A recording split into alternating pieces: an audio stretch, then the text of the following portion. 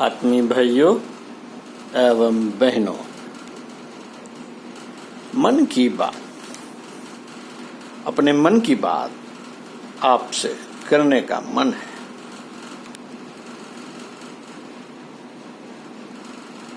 आज मैं अपने छत पर गमलों में पानी डाल रहा था। कुछ गमले हमने जीने के पास में रखे हुए थे। एक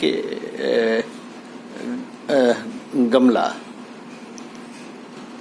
अपनी उस जगह की कॉर्नर की शोभा बढ़ाए रखने के लिए देखा कि उसकी पत्तियां पीली पड़ती चली जा रही हैं। एक तोड़ दी, फिर दूसरी पीली पड़ गई, दूसरी तोड़ दी, फिर तीसरी पीली पड़ गई। मैंने उसे उठाया और जहां हमारे सारे गमले रखे थे वहीं रख दिया।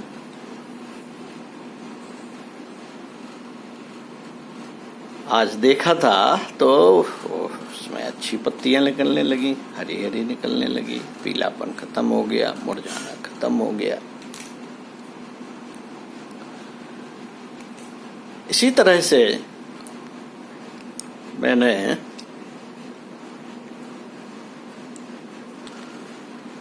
कुछ गमले जिनमें बहुत बड़ी बड़ी झाड़ झंकार हो गए थे और उनकी गुड़ाई निराई करने में बहुत तकलीफ होती थी, कीड़े भी उसमें छुपे रहते थे, छिपकलियां भी अपना रहने लगी थी। मैंने उसकी छटिंग कर दी, काट दिया पूरे पेड़ को।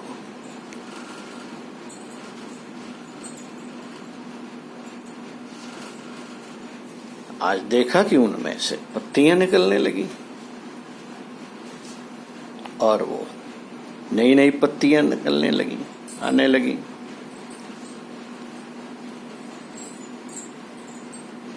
तुलसी की पत्तियां थीं, उनमें वो निकल आती हैं लंबी लंबी सी, क्या कहते हैं उन्हें पता नहीं।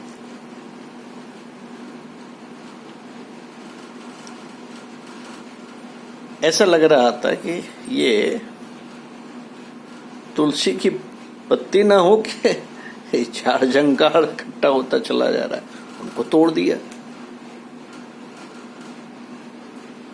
और भी अच्छे तुलसी के पौध होने लगे, घने घने, उसमें साफ सुथरी नई नई पत्तियां दिखाई पड़ने लगी। विचार आता गया कि जब परिवार में हम किसी को अलग कर देते हैं, एक समूह से, एक संगठन से जब हम किसी को अलग कर देते हैं तो उसका विकास रुकने लगता है। आप बड़े बड़े प्रोग्राम देखिए जो ये आते रहते हैं कि डांस, गीत, बच्चों के एक एक छोटा छोटा बच्चा इतना अच्छा डांस करता है, एक एक छोटे छोटे बच्चे बच्चियां इतना अच्छा गाते हैं कि बड़े बड़े गायक दांतों तले उंगलियां दबा लेते हैं। फिर जब वो पूछते हैं उनसे, उस बच्चे की जब हिस्ट्री आती है पूछताछ के दौरान, तो ज्यादातर अपने परिवार से इंस्पायर होते हैं, मम्मी से होते हैं, पापा से होते हैं। और जहां कोई नहीं होता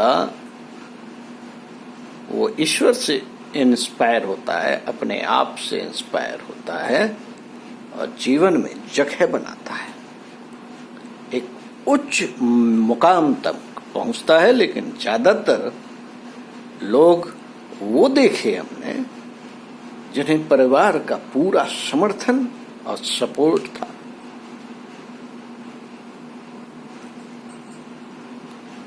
साथियों, कहना ये था कि यदि परिवार के किसी भी बच्चे को अपने समूह से, परिवार के सदस्यों से दूर कर दिया जाए, अलग कर दिया जाए, उससे कोई मतलब न रखा जाए, तो उसका विकास रुकता है। जीवन में उसकी सफलताओं में बाधाएं पड़ती हैं।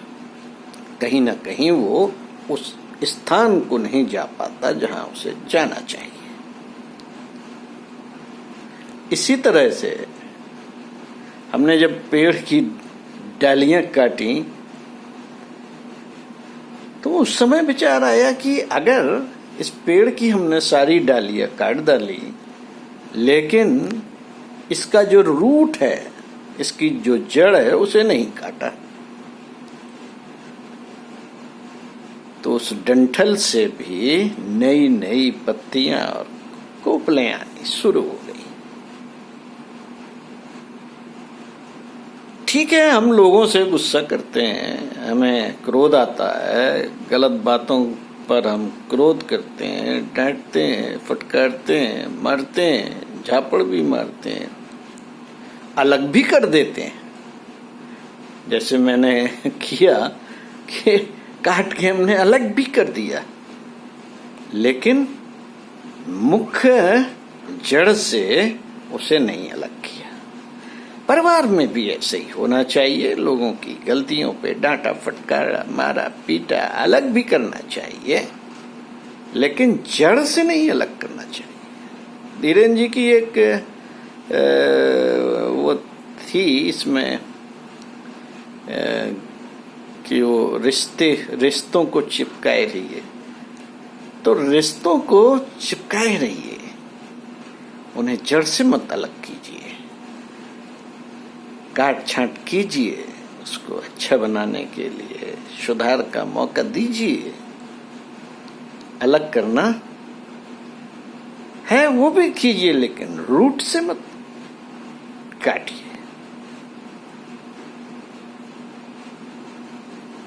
क्यों? क्योंकि उसका विकास क्रम रुक जाएगा।